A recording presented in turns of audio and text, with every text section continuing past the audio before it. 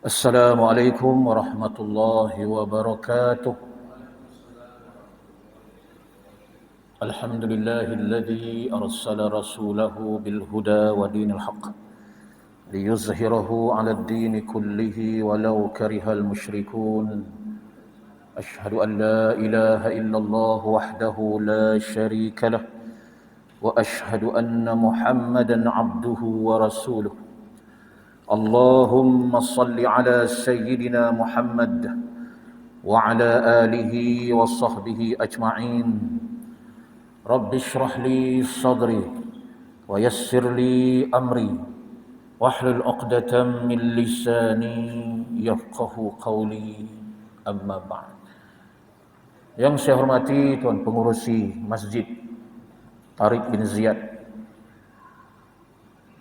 yang dihormati Tuan Imam, tuan-tuan guru, para alim ulama, para ustaz, para ustazah,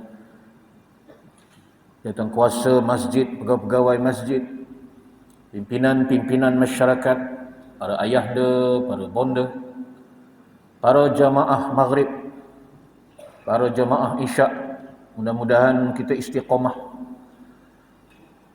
istiqamah hadir untuk solat berjamaah. Adalah sesuatu yang agak pelik apabila di qaryah kita ada rumah Allah, tapi kita hanya melintas-lintas saja. Jadi sebaiknya singgahlah. Apalagi di sana ada para ustaz, para alim ulama, pada tuan-tuan guru yang sedang membicarakan persoalan-persoalan yang agak penting berkaitan dunia dan juga akhirat. Ada firman-firman Allah, ada hadis-hadis Nabi sallallahu alaihi wasallam, ada persoalan jihad, mujahadah. Maka tuan-tuan, kita hadir. Rasulullah sebut, apabila kamu melalui taman-taman syurga Allah di muka bumi, farta'u, singgah. Jangan tak singgah. Kalau tak ada keuzuran, maka kita singgah, farta'u. Sahabat bertanya, ada ke taman syurga Allah di muka bumi ini? Setahu mereka, taman syurga dalam syurga. Lalu Rasulullah sebut, ai khalaquz zikr, iaitulah khalqah zikir. Jadi kita kena hadir tuan-tuan, insya-Allah kita istiqamah. Dan ustaz-ustaz lain pun dah terangkan tentang ancaman-ancaman ketika mana kita mampu hadir berjamaah tapi tak hadir. Hanya kerana kita lebih meletakkan dunia mengatasi kepentingan kehidupan akhirat. Maka marilah tuan-tuan, mudah-mudahan istiqamah. Halangan memang banyak. Ada je ustaz masalahnya. Memang hidup di dunia ni tak sunyi. Memang ada je masalah dia. Tetapi masalah bukan kita buat menung. Masalah untuk kita selesaikan tuan-tuan. Itulah beza hidup di dunia dengan kehidupan di akhirat. Jauh beza dia. Selagi kita hidup di dunia, selagi itulah tuan-tuan, kita kena kuat menghadapi segala ujian dan dugaan Allah Subhanahu wa taala. Tak ada cara lain. Kita tengok hari ke hari ujian-ujian yang dihadapi oleh manusia ni makin hari makin berat. Kadang-kadang kita fikir kalau akulah duduk tahap dia tu tak tahulah, jangan-jangan hanyut, na'udzubillah min zalik. Tapi macam mana dia boleh kuat? Tidak lain dengan mendekatkan diri kepada Allah Subhanahu wa taala. Ini di antara caranya tuan-tuan, dekatkan diri dengan Allah, insya-Allah kita kuat dalam kita menghadapi segala ujian-ujian itu.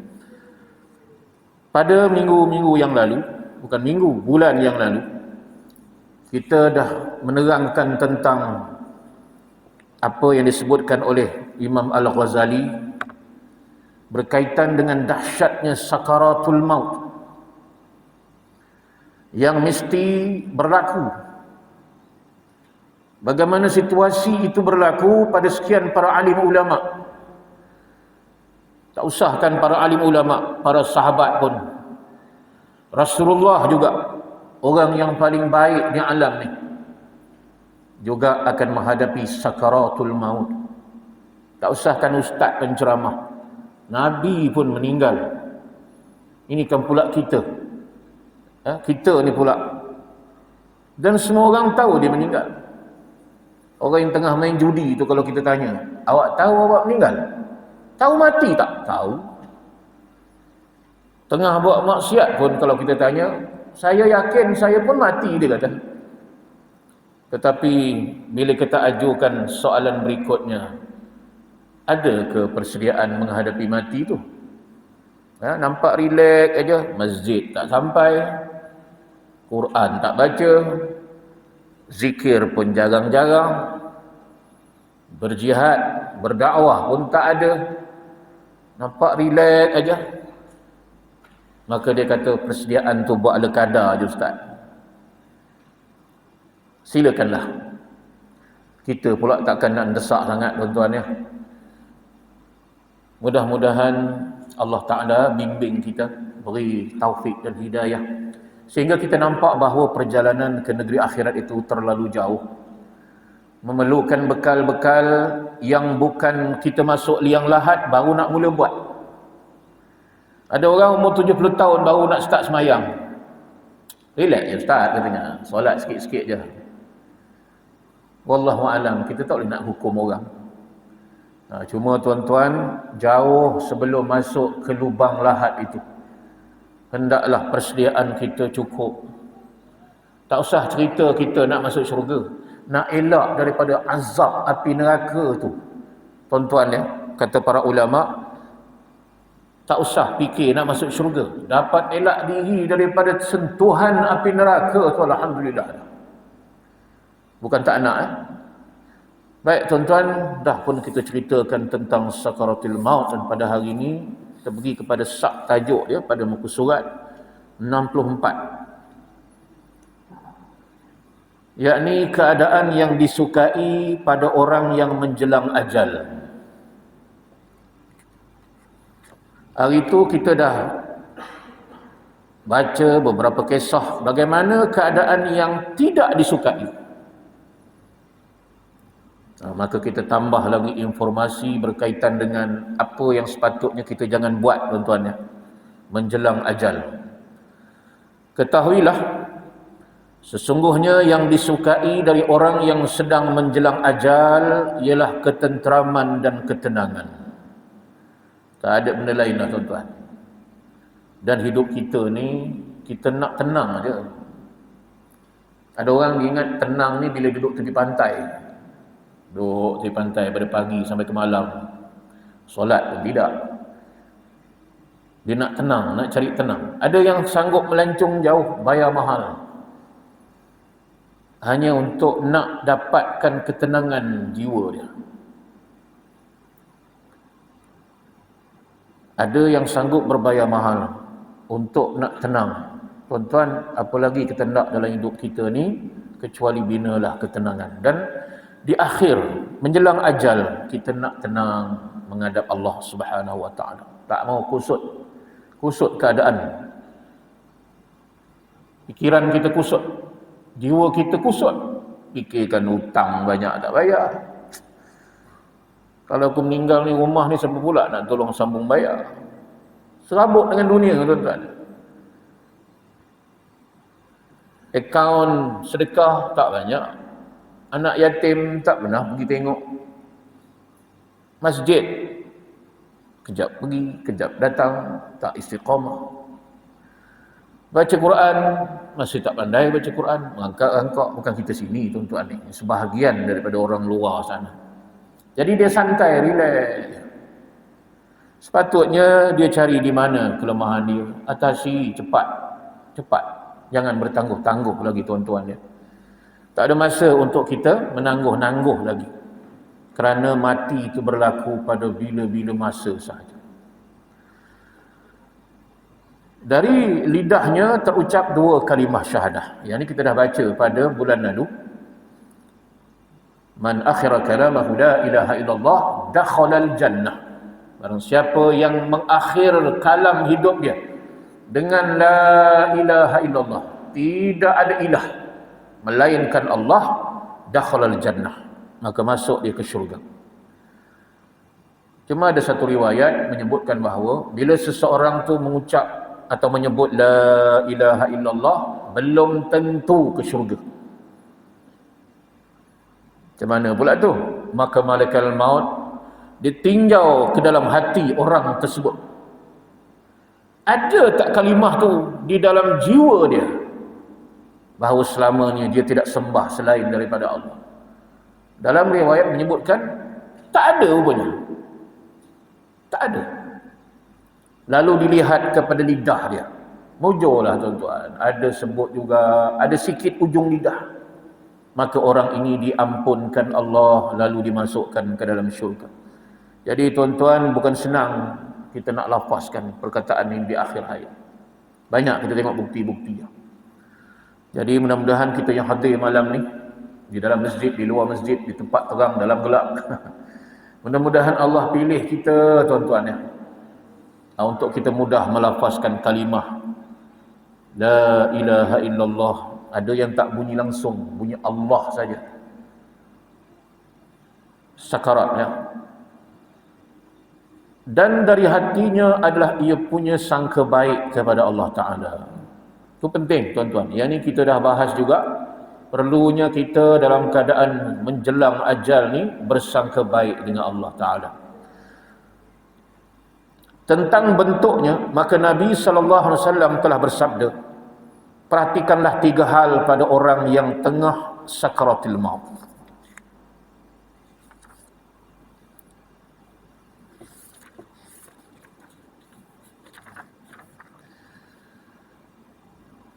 Jika keningnya berkeringat, yakni berpeluh, berair kedua matanya, dan kering kedua bibirnya, berarti rahmat Allah telah turun kepadanya. Rahmat apa tuan-tuan? Kasih sayang.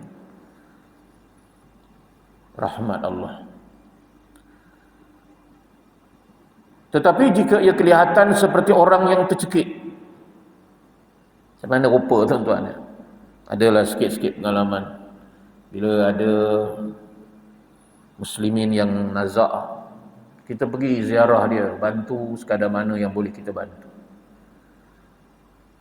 Antara bantuan yang boleh kita buat, yang Nabi sebut, laqinu mautakum, talqinkan. Bukan datang-datang ambil surah Yasin, itu nanti itu second level tu tuan-tuan.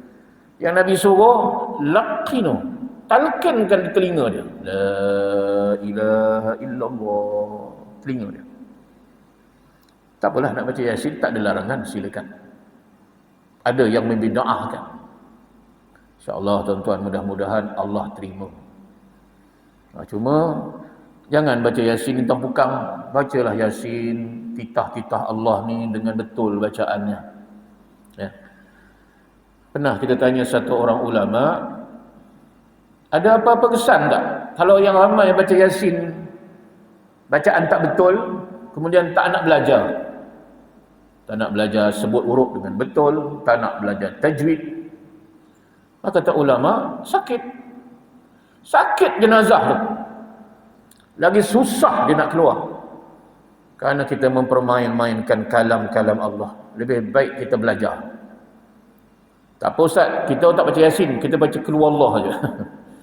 Qul Huwallah pun kalau baca tak betul, lafaz Qul huruf Qaf, kita baca dengan huruf Kaf, Qul, dah tak betul dah. Qul maknanya makan. Qul dengan huruf Qaf tekak ni tuan-tuan, Al-Qum kita, Qul, katakanlah wahai Muhammad. Kita baca Qul, makanlah wahai Muhammad. Tak ada cerita lain, kita makan aja. Jadi tuan-tuan, baca dengan betul titah-titah Allah, kemudian serahkan, mudah-mudahan Allah Ta'ala bantu dia. Jadi kalau tercekik, memerah warna kulitnya dan pucat kedua bibirnya, maka itu adalah akibat azab Allah kepadanya. Hadis riwayat At-Tirmizi. Jom tuan-tuan, takkan Nabi bohong. Tak ada satu pun yang Rasulullah keluar daripada mulut tu bohong dan untuk kepentingan diri dia. Maka tuan-tuan, marilah sama-sama kita dapatkan momen ini. Bila nak meninggal, mudah kita nak lafazkan. Tak ada ingat dunia. Lepas tu maghrib. Kita kena tarbiyah diri kita ni. Azan maghrib aja, tinggalkan rumah cantik, tinggalkan isteri cantik, tinggalkan kenderaan cantik, tinggalkan semua tu. Macam tuan-tuan pergi Mekah, pergi haji. Kedai pun tutup. Tak fikir dah balik tidak tu. Begitu betul kita serah diri pada Allah. Telefon pun tutup ni. Bisnes-bisnes ni tak nak cakap lah di Mekah, Madinah ni tuan-tuan. Begitu jugalah. Kena latih diri kita ni. Kalau tidak dalam kepala kita, tengah semayang pun teringat. Hutang tak bayar lagi ni. Bank duk kejar sana sini. Dia mikir tuan-tuan. Barang mudah mahal. Pagi tadi pergi pasar. Ikan kembung berpuluh harganya. Tak masuk akal. Minta kurang dengan Cina. Tak dapat pula katanya. Melintah dalam fikiran kita waktu tengah solat ni. Dunia tuan-tuan. Tapi bukan makna solat tu panak. Bila solat tu kita ada di alam lain, Ustaz. Tak ada, bukan macam tu. Ya. Sebab tu bila solat tengok saf depan tu ada kosong, kita kena pergi ke saf tu. Sambung saf yang putus. Maknanya kita bukan fana, kita sedar diri kita. Baik, balik semula kepada ni tuan-tuan. Laqinu mautakum la ilaha illallah. Tentang lidah yang lancar. Ada air mata yang mengalir kerana gembira melihat amalan soleh. Bukan tercekik melihat Allah banyaknya dosa yang tak selesai. Jom tuan-tuan ya, sebab tu kita sekarang ni dah mula dah. Kalau kita pernah ada masalah dengan Allah Ta'ala, Allah Maha Pengampun, insya-Allah. Cuma dosa syirik tu kena beria sikit. Bukan sikit, kena beria betul. Taubat nasuha. Tangkal azimat, berbomoh-bomoh, menilik nasib. Barang siapa yang turun dari rumahnya, kemudian berjumpa dengan dukun. Hari ini bukan dukun, dia sebut uskun. Ustaz dukun. Ustaz dukun. Dan dia percaya. Dia percaya. Bukan 100%, 200% dia percaya. Kan betul aku cakap. Memang kau kena buat dia orang yang buat ni tu, yang hidung mancung. Ujung simpang rumah kita. Tak pasal-pasal tuan-tuan. Jadi bermusuh sepanjang hayat. Tuan-tuan, minta ampun kepada Allah, takut kita terkait dengan syirik ni. Yang lebih penting juga tuan-tuan, dosa sesama manusia ni. Dah banyaklah ustaz sebut dah. Pertama, dosa mengumpat. Dalam hidup kita ni ada tak kita umpat orang? Kalau kita ada umpat orang, cara nak settle tuan-tuan selesai. Dia tak boleh astagfirullahalazim, astagfirullah, tak boleh, tak selesai. Allah tak ampunkan kita. Sehinggalah orang yang kita umpat tu maafkan kita. Ini agak susah tuan-tuan. Susah masuk syurga ni. Susah husnul khatimah. Kena jumpa. Entahkan itu mak bapak kita, entahkan itu rakan kita, entahkan itu adik-beradik kita. Sesuatu yang kita sebut perihal buruknya, kalau dia dengar, dia benci, kita kena jumpa minta maaf. Aku datang ni nak minta maaf sebab saya pernah mengumpat awak dulu. Apa yang awak umpat saya? Kena cerita, kena detailkan. Kata Imam Syafi'i, kena detailkan. Aku cakap kamu bukan-bukan. Aku kata kamu tu hitam legam, contoh tuan-tuan ya. Dah lah hitam legam, pendek lagi. Sehinggalah dia kata, baiklah aku maafkan, selesaikan. Kalau kita ni di Korea, Padang ni kita mengumpat seorang, tak apa. Kita jumpa, minta maaf, insya-Allah hari-hari datang minta maaf, dia maafkan kita. Tapi yang kita kata ni satu Korea ni. Masa bila nak jumpa tuan-tuan? Kita kena jumpa, minta maaf. Nak minta apa ni? Minta maaf. Bila kita beri maaf yang kamu minta, esok buat lagi. Ada asas tuan-tuan kenapa orang susah nak maafkan kita. Dah berpuluh kali ya. Lain dengan Allah Ta'ala. Kalau tak pernah istighfar, Allah pun marah. Manusia ni kan selalu minta maaf. Lagi-lagi muka kamu katanya. Tak ada muka lain minta maaf. Esok buat lagi. Jadi tuan-tuan, alang-alang dah diberi maaf, jangan kita ulang lagi. Ini syarat untuk taubat nasuha, menyesal, tak ulang lagi dah. Baik tuan-tuan sekalian, mengalir air mata kita, berpeluh dahi kita, maka kita pun berangkat ke hadirat Allah Subhanahu wa taala. Ini disebutkan dalam riwayat pada buku surat 64 ni. Rasulullah sallallahu alaihi wasallam bersabda, "Laqinu mautakum la ilaha illallah." Tuntunlah, talqinkan kepada orang-orang yang hendak mati dengan kalimah la ilaha illallah. Disebutkan dalam hadis lain yang diriwayatkan oleh Huzaifah, sesungguhnya kalimat tersebut akan menghapuskan kesalahan-kesalahan sebelumnya.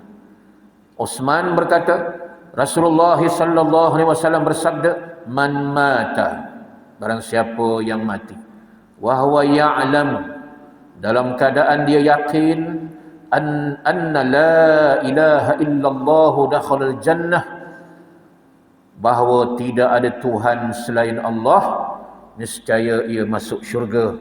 Jadi tuan-tuan, luruskan akidah kita. Dalam Quran, kita tak kupas panjang lah tuan-tuan ya. Cuma kita ringkas. Ada orang, Allah dia sembah. Dalam masa yang sama, dia menyembah jin. Wahum ya'budunal jin. Mereka sembah jin. Dia ikut dia kata jin tu. Kalau kata jin tu kerat 18, sanggup dia kerat tuan-tuan. Satu ketika Allah disembah, satu ketika jin menjadi Tuhan dia. Yang keduanya ada yang sembah Allah. Allah sembah dalam masjid, Allah lah. Tapi bila dia keluar, dia juga menyembah manusia. Rosak akidah kita tuan-tuan. Macam mana nak jawab soalan kubur? Man rabbuka? Kalaulah di dunia ni akidah ni kita tak luruskan balik tuan-tuan. Ibu bapa ni hukum ni wajib taat. Apa pun disuruh yang baik, wajib. Tetapi bila dia suruh kita berbuat sesuatu yang dilarang Allah, la ta'ata fil maksiyah, tidak ada ketaatan dalam hal-hal maksiat. Kalau taat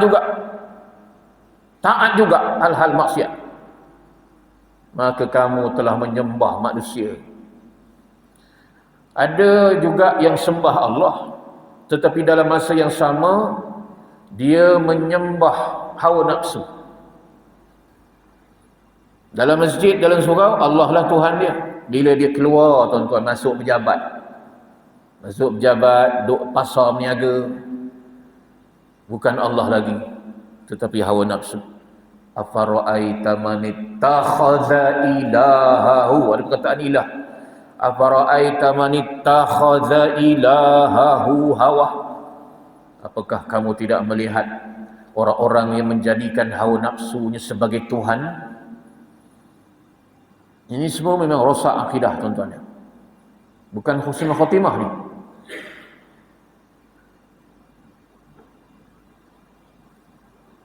Banyak kita tengok di luar macam tu. Demi manusia sanggup taat, sehingga jadi buta. Tanya nafsu. Dalam Quran sebut riba tu haram. Tapi bila tanya nafsu, sikit-sikit tak apalah. Kalau riba tak ada, tak maju kita berniaga. Dia tanya nafsu dia. Allah Ta'ala sebut bahawa menutup aurat tu wajib laki perempuan. Tanya pula nafsu dia. Macam mana nafsu? Kalau tutup semua orang tak tahu kita cantik. Buka lah sikit-sikit. Tanya nafsu tuan-tuan. Dalam Quran Allah Ta'ala sebut arak tu haram. Dia tanya nafsu dia. Macam mana nafsu? Bolehlah sikit-sikit. Bukan satu barrel pun. Satu mak aja kan tak mabuk. Sikit aja. Nafsu tuan-tuan.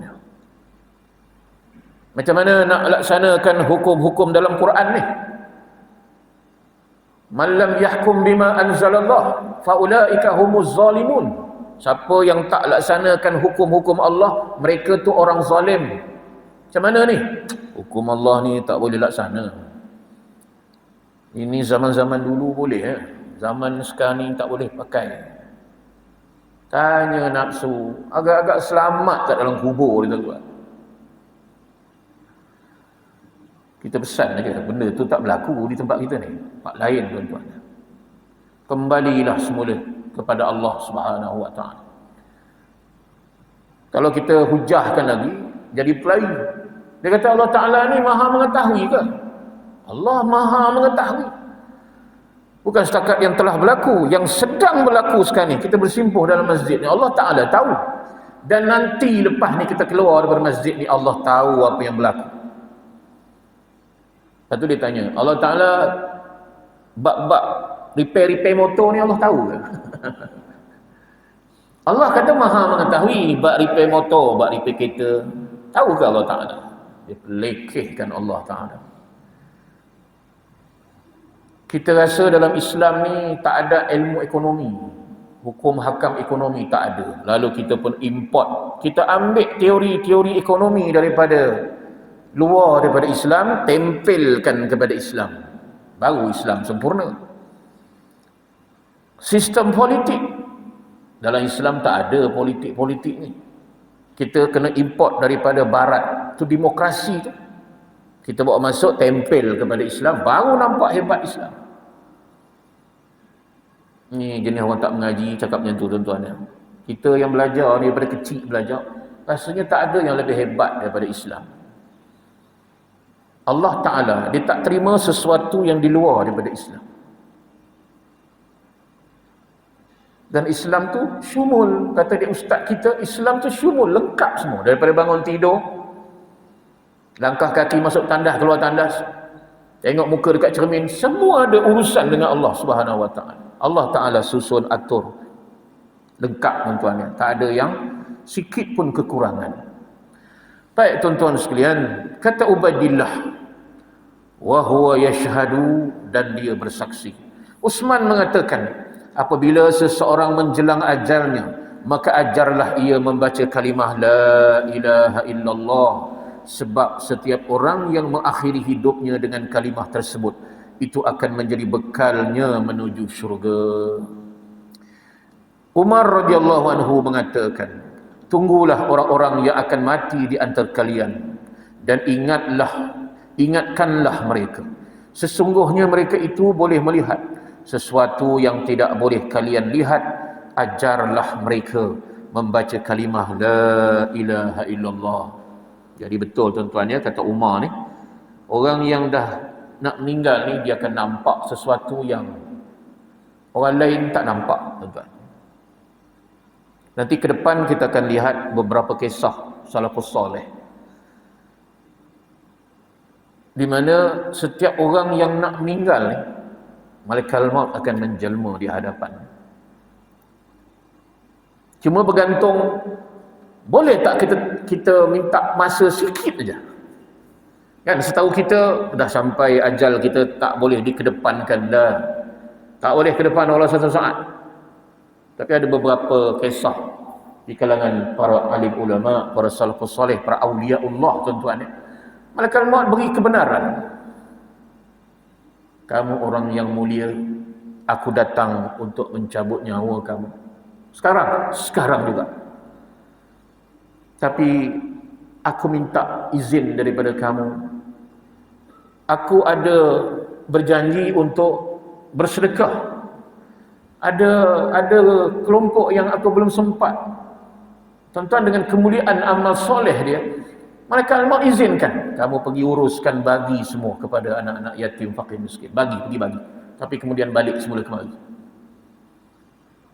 Tuan-tuan muslimin, muslimat yang dirahmati Allah sekalian, mudah-mudahan tuan-tuan, kita bila baca bab kematian ni about our future ni, saya dan tuan-tuan, expired date semua dah ada ni. Saya pun dah ada expired date. Tarikh mati itu dah ada pada Allah. Malaikat tunggu masa je. Alangkah sedihnya tuan-tuan kalau kita tengok akaun kita lah banyak ni sedekah selama. Kita sendiri tak confident nak menempuh perjalanan jauh ni. Masuk liang lahat, ditanya oleh malaikat mungkar nakir. Nabi Ibrahim kata bukan calang-calang malaikat bila datang soalan-soalan yang ditanya tu. Bagaimana nasib kita bila berdepan dengan mereka ni tuan-tuan? Perlukan kepada persiapan yang mantap, iman yang kukuh, amalan yang soleh. Bukan sikit tapi banyak. Dan perjalanan tu berterusan sampai kiamat. Tak boleh dah bangkit semula balik ke rumah, datang balik masjid berjemaah, dah tak boleh dah. Habis dah tuan-tuan. Peluang untuk menambah-nambah tu dah tak ada. Kecuali kita buat amal jariah. Jariah tu apa? Mengalir. Tuan-tuan, ni satu strategi. Marilah sama-sama saya mengajak tuan-tuan. Ni strategi kita nak dapatkan amal jariah. Walaupun jenazah dah terbujur dah tuan-tuan di alam barzah. Ribuan tahun kita nak menunggu kiamat ni. Tak boleh bangkit. Raya tak boleh balik. Ramadan tak boleh balik. Kita akan berada di situ, di alam barzah. Tak boleh tambah dah. Pahala kita tu banyak tu je. Tapi kalau kita bijaksana tuan-tuan, jom sama-sama kita laksanakan, kita buat, yakni amal jariah. Ya, bila kita dah meninggal pun orang masih manfaatkan lagi. Tak kisahlah apa benda pun tuan-tuan. Dulu kita sebut tentang filter air. Ramai beli bergetong-getong tong air tu letak kat masjid sampai berlebih dekat masjid. Banyak benda lain lagi tuan-tuan. Sedekah jariah. Masjid, nak buat masjid, nak membesarkan masjid. Paling tidak adalah sekampit simen tuan-tuan. Paling tidak lah. Atau satu sak simen lah kita sedekah tuan-tuan. Bila kita meninggal dunia, pahala tu mengalir setiap hari, setiap saat. Padahal kita dah terbujur di situ, tak boleh buat apa dah. Tuan-tuan, kita akan diperlihatkan dengan sesuatu yang orang lain tidak dapat melihat.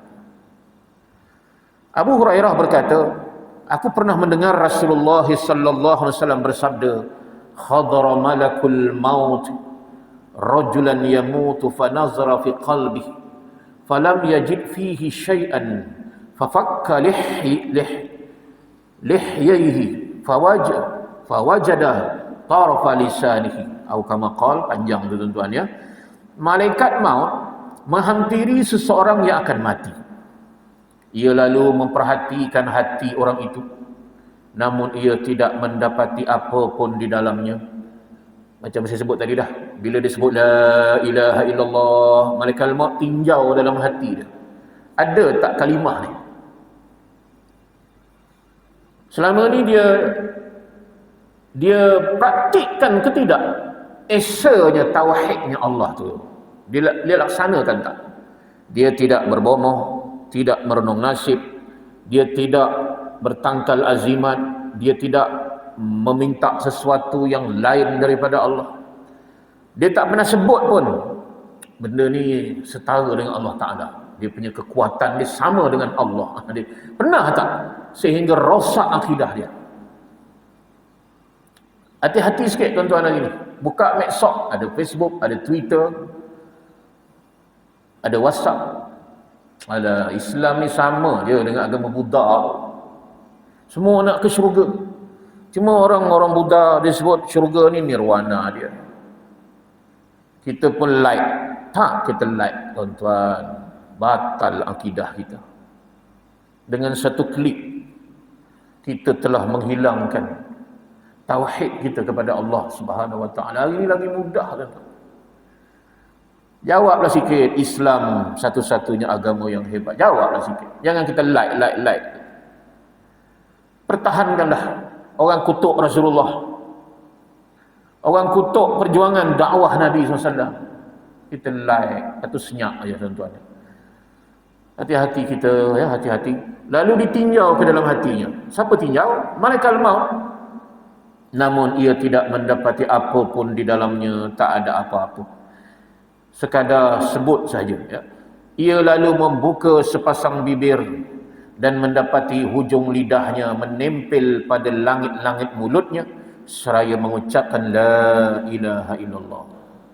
Ia lalu diampuni Allah berkat kalimah ikhlas itu. Hadis dari Ibnu Abi Dunya, At-Tabrani dan juga Al-Baihaqi. Jadi penting sangat tuan-tuan, sebab tu soalan dalam kubur dia tak tanya amalan dah solat belum, tak tanya. Soalan pertama tu soalan akidah. Man rabbuka? Siapa yang letak akidah ni tak penting dalam hidup kita? Yang penting ibadah, Ustaz. Betul, ibadah tu penting. Tetapi kalau akidah kita rosak, ibadah Allah Ta'ala tolak, tak terima pun.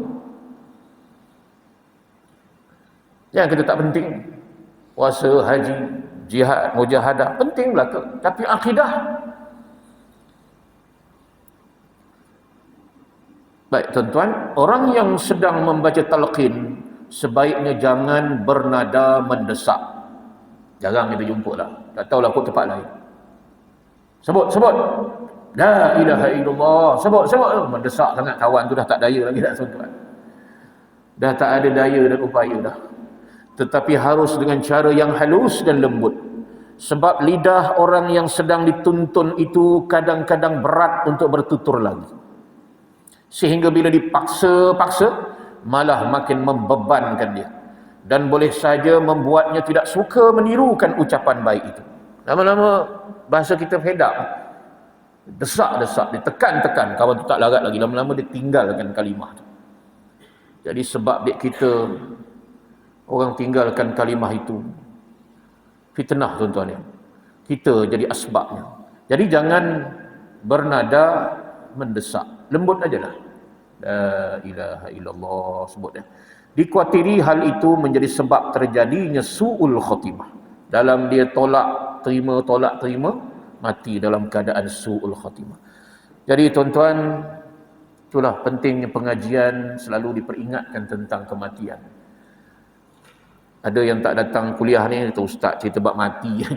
Dah tajuk kita di balik tabir kematian. Cerita bab mati je lah.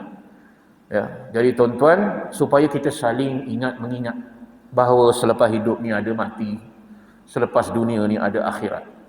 Maka kita yang hadir ni mudah-mudahan Allah Ta'ala mempermudahkan jalan untuk husnul khatimah. Dia ada dua je, sama ada husnul ataupun su'ul khatimah. Lepas tu kita jadikan sebagai motivasi. Ya, kita ni yang tak solat, contohlah ya, maghrib tak solat, kita ukur, aku tak solat ni husnul ke su'ul? Su'ul, tinggalkan. Kita duk mengumpat, mengaibkan orang. Su'ul ke husnul ni? Ada dua je tuan-tuan. Jadi kalau kita rasa tak ada keuntungan membawa kita mudah untuk husnul khatimah, tinggalkan tuan-tuan. Rugi kita. Sesungguhnya makna kalimah tersebut ialah supaya ketika seseorang hendak meninggal dunia, di dalam hatinya tidak ada sesuatu pun selain Allah. Dan jika satu-satunya yang dicari olehnya hanya yang Maha Esa, lagi Maha Benar. Tuan-tuan, rumah pun tak teringat dah tu masa tu. Harta kita, duit dalam bank juta, tak ingat dah. Yang kita perlukan saat itu, isteri tak fikir dah tuan-tuan masa tu. Sakitnya, bukan main lagi. Yang kita nak ketika itu ialah Allah. Memang manusia ni secara fitrahnya, banyak mana pun dosa salah dia buat, dia akan cari Allah. Ini fitrah manusia ni. Dia akan cari Tuhan. Cuma jumpa ke tidak, dia tak tahu. Kadang-kadang cari-cari tak jumpa. Dia nampak busuk tu lain macam. Busuk tu jadi Tuhan dia. Sejak aku lalu bawah pokok ni, bertambah rezeki aku. Pokok tu disembah dia. Sebab itulah Allah Ta'ala utuskan Rasulullah dan seluruh para Nabi supaya tuntun kita. Kamu nak Tuhan, dia. Tuhan yang sebenarnya ini dia. Bukan yang lain-lain tu, bukan. Maka kalau tidak diutuskan para Nabi dan Rasul, kita mengagau mencari Tuhan. Tengok matahari, boleh jadi ini Tuhan. Ya, macam Nabi Ibrahim kan gitu. Tengok bulan, hebat juga bulan ni. Agaknya ini Tuhan. Maka tuan-tuan, fitrah manusia bila banyak dilakukan kesalahan, apatah lagi dosa-dosa tuan-tuan, maka dia akan nampak yang diperlukan ialah Allah Subhanahu wa taala. Maka kedatangannya kepada Allah merupakan puncak kenikmatan. Akan tetapi, jika hatinya masih diliputi perasaan cinta kepada dunia, ini bukan saya sebut, ada dalam kitab ni tuan-tuan, berpada-padalah cinta dunia ni. Kalau disebabkan urusan dunia ni sampai tolak solat jemaah, tak hadir tuan-tuan. Kita letakkan dunia yang lebih penting, ya. Surah Hud, tuan-tuan rujuk surah Hud ayat yang ke-16. Orang-orang yang lebih cintakan dunia, yang mencari dunia, nuwaffi ilaihim, kami cukupkan. Nampak makin hebat tengok. Dia nak dunia siang malam bagi petang, akhirat tinggal. Allah Ta'ala kata, nuwaffi ilaihim a'malahum fiha. Kami bagi cukup-cukup dunia. Ambil lah. Ulaika alladhi, dan mereka itu, laisa fil akhirah, tidak adalah di akhirat esok, illan nar, kami sediakan api untuk mereka. Wa habita ma sana'u, kami batalkan semua pahala-pahala dia. Wa batilun, kami batalkan habis, ma sana'u bima kanu ya'malun, apa-apa yang telah mereka buat, aku hapuskan pahala-pahala amal mereka. Tuan-tuan, padahal dunia ni Allah yang cipta. Tuan-tuan tengok, indah dunia ni, cantik dunia ni, Allah yang cipta, bukan syaitan. Tapi bila kita meletakkan dunia mengatasi cinta kita kepada Allah dan Rasul, di situ Allah Ta'ala cukup marah tuan-tuan. Baik tuan-tuan, kita berhenti pada ayat muka surat 66 ni, berkaitan dengan hatinya masih diliputi perasaan cinta kepada dunia, condong kepada dunia, dan menyesali hilangnya kenikmatan dunia, maka walaupun kalimah syahadah tersebut berada di hujung lidahnya, namun tidak menembus di dalam hatinya, dan nasibnya akan bergantung kepada kehendak Allah. Itu tak ada jaminan lah. Walaupun dah nazak, dunia masih lagi dalam hatinya, ya, sebab hanya dengan gerakan lidah sahaja tidak hanya membawa faedah, kecuali jika Allah berkenan menerimanya. Itu serah pada Allah lah. Tak boleh lah kata itu mati sul khatimah, tu belum tahu lagi. Bergantunglah pada Allah Subhanahu wa taala. Tuan-tuan, kita berhenti pada cinta kepada dunia ni, cuba kita bahaskan sikit tuan-tuan. Banyak hadis-hadis Nabi pesan supaya dunia ni tuan-tuan letak bawah tapak kaki kita. Jangan letak dunia dalam hati kita. Kita dikawal oleh dunia. Letak bawah tapak kaki ni, time kita nak, kita ambil. Kejar akhirat, dunia ikut. Tapi kejar dunia semata-mata, akhirat akan tinggal di belakang. Jadi tuan-tuan, dan banyak pesan-pesan Nabi SAW, di antaranya orang yang terlalu kasihkan dunia, ada sesuatu yang Allah Ta'ala cabut dalam hati dia. Apa dia tuan-tuan? Khalawatal ibadah. Tidak ada kemanisan dalam ibadah. Kita tengok solat pun Allah, yang Nabi sebut kusala, solat orang malas. Angkat tangan untuk apa nak beria tuan-tuan. Mulut pun tak apa nak baca, malas. Ni golongan munafiqin, kata Rasulullah SAW. Na'udzubillah. Tuan-tuan, kita masuk masjid nak cepat keluar je. Di rumah Allah ni sepatutnya aman, tentram, damai. Lalu tepi masjid tu kat pagar, mesti nak singgah. Sebab kasihkan Allah dan Rasul tuan-tuan ya. Allah Ta'ala cabut rasa kemanisan. Baca Quran pun tak lazat. Zikir pun rasa nak cepat habis saja. Yang penting saya solat ustaz. Itulah jawapannya. Tuan-tuan, kita ada tazkirah pada Ustaz Asmawi berkaitan dengan kesempurnaan solat. Saya sarankan tuan-tuan hadirlah. Kita dah solat dah bertahun-tahun dah. Cuma tak sempurna tu. Tak sempurna. Sampai bila kita ni tuan-tuan buat sesuatu yang tak sempurna. Doa, ya Allah, kau panjangkan umur aku. Panjang mana lagi? Kalau dah 70 tahun, 80 tahun, solat tak sempurna lagi. Berapa tahun lagi agak-agak tuan-tuan? Hadir tuan-tuan ya. Jadi marilah, bukankah nak dunia ni? Nak dunia ni tuan-tuan ya. Kalau boleh kita kawal dunia ni, manfaatkan dunia menjembatani kehidupan akhirat. Jangan sampai dunia telah menipu kita ya. Rumah dekat dengan masjid tak sampai, tertipu kita tuan-tuan ya. Quran ada 114 surah, banyak surah yang kita tak sentuh pun lagi. Umur dah 70 tahun lah. Surah As-Saff tak baca, surah Ar-Ra'du tak buka, surah Kahfi ya, baca kadang-kadang kita ambil tengah ujung tak baca. Tahu-tahu meninggal dunia tuan-tuan. Na'udzubillah min zalik. Macam mana perasaan kita?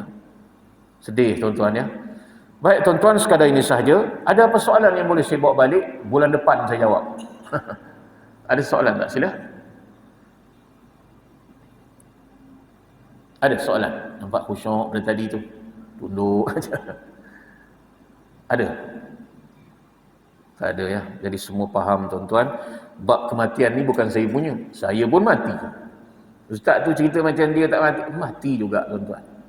Ya, jangan-jangan lebih awal dari tuan-tuan ataupun lebih lambat dari tuan-tuan, itu saja. Jadi tuan-tuan, perjalanan memerlukan bekal. Jadi kena banyak bekal sekali. Solat-solat sunat rawatib jangan tinggal dah. Terutama 40 tahun umur ke atas. Man jawazal arba'ina wa lam yaghlib khairi 'ala syarri. Barang siapa yang umur mencecah 40 tahun, yang salah lebih banyak dari yang betul. Dosa lebih banyak daripada pahala. Fal yatajahhas ilan nar. Siap dihumban dalam api neraka Allah wal a'yazubillah. Turning point umur 40 tuan-tuan. Bukan maknanya ustaz saya ni dah lambat dah, umur dah 70 baru nak solat. Belum istilah lambat tuan-tuan, sehinggalah sampai roh kita di ghargharah. Sekarang ni masih lagi, jom kita perbanyakkan. Ada tak orang yang tak sempat beramal mati masuk syurga? Ada. Banyak contoh. Tu yang bunuh 100 orang. Mana ada 1 rakaat pun tak solat. Hari-hari bunuh orang ni panggal leher. Bunuh. Tapi calon syurga. Rasulullah cerita dalam Sahih Bukhari tuan-tuan. Tapi jangan pula yang penting istighfar ustaz. Amalan tak payah buat. Masuk syurga juga. Itu kes terpencil untuk dia tuan-tuan. Orang beramal lagi kan susah nak masuk syurga. Apatah lagi kita yang tak ada amalan pula tuan-tuan. Bagaimana kita nanti di hadapan Allah Subhanahu wa taala. Baik tuan-tuan, sekadar itu sahaja. Yang benar itu dari Allah Subhanahu wa taala. Kalau ada salah silap itu datang dari kelemahan diri saya sendiri, kekurangan-kekurangan yang begitu banyak. Mohon maaf tuan-tuan ya. Kita berjumpa lagi bulan depan insya-Allah. Ada rezeki ya, kita bersimpuh lagi di Masjid Tariq bin Ziyad insya-Allah. Wallahu a'lam. Assalamualaikum warahmatullahi wabarakatuh.